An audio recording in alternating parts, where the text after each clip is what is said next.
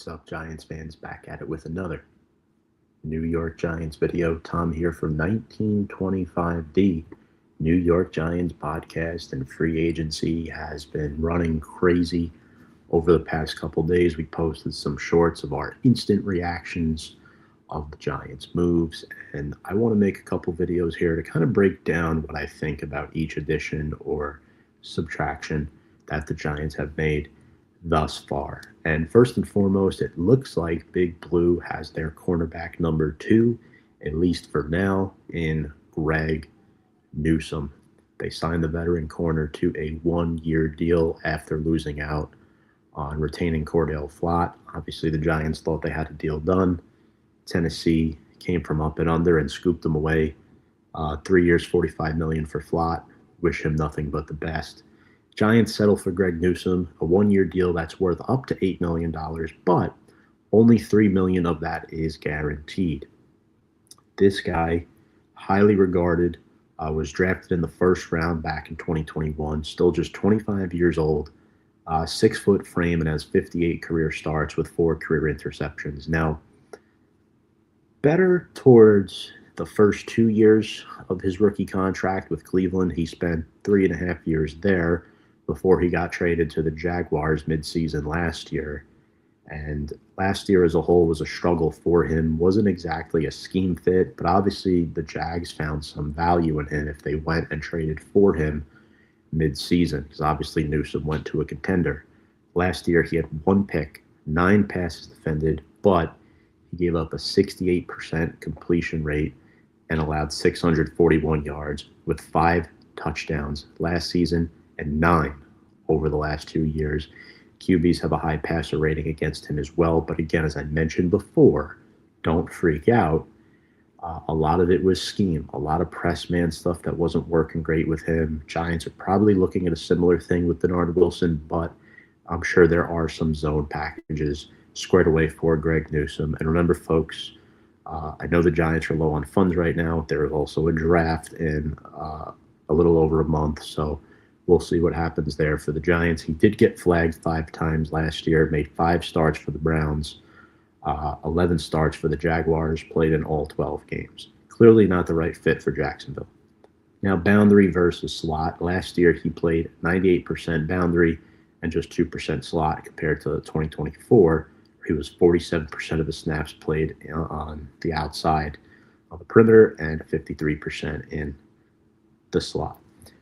2023 was his best year. Had a couple of picks, gave up under 60% completion rate, allowing under 550 yards. This is a guy who has decent quickness, but play recognition is not the best. Often gets beat by faster, better receivers. And I think he's just an average corner. I think he is a below average starter.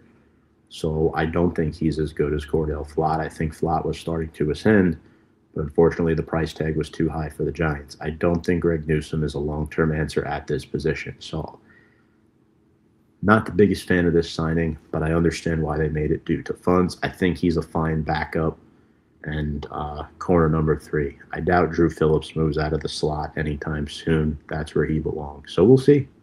I hope I'm wrong about Greg Newsome. Next up, the Giants bring back a familiar face, 2022 5th-round linebacker Micah McFadden. I was very happy that the Giants brought him back. A 1-year deal worth just under $3.8 million. That can go up to $5.8 million per Jordan Renan. 26-year-old, 6'2", 232. He got hurt in week 1 last year against the Commanders and missed the rest of the season. Dealt with a right foot injury. However, 3 years prior, played a lot. 2024, he started 14 games, 107 tackles, 8 tackles for loss, 6 QB hits, 3 sacks, and a forced fumble. So he is a blitzing linebacker, and I think he would fit exactly what Denard Wilson needs him to do next to Tremaine Edmunds. Obviously, Bobby Okereke was a fan of Micah's, and if Tremaine Edmunds is anything personality-wise like Bobby, I'm sure he'll enjoy Micah's company in the middle as well. 2023, McFadden also had 100-plus tackles, clocking in at 101, 12 TFLs that year. I believe that was tied for the team lead, 6 QB hits, 1 sack, 1 pick, 5 passes defended, and 4 fumble recoveries.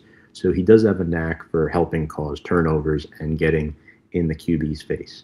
Now, the downside of McFadden, high missed tackle rate his first couple of years. Clean that up a little bit in 2024. Great blitzer, high motor player. It's a 1-year prove-it deal. See what he can do coming off the injury. And, I mean, it's only a little over $3.5 million a year for McFadden. That's pretty good. Hopefully he plays well and sticks around because I like the guy. However, I don't think this signing prevents the Giants from drafting one at pick number 5. If Sonny Styles is staring you in the face, you have to heavily consider that. And you could rotate these 3, right? So I know people are very black and white here on bringing Micah McFadden back. I think he deserves a chance. I think he is a good football player, not an all-pro, but I think he's a quality starter in the NFL. But let's see. He spoke to the press today and said he would have no limitations going into the offseason program. So that's awesome news.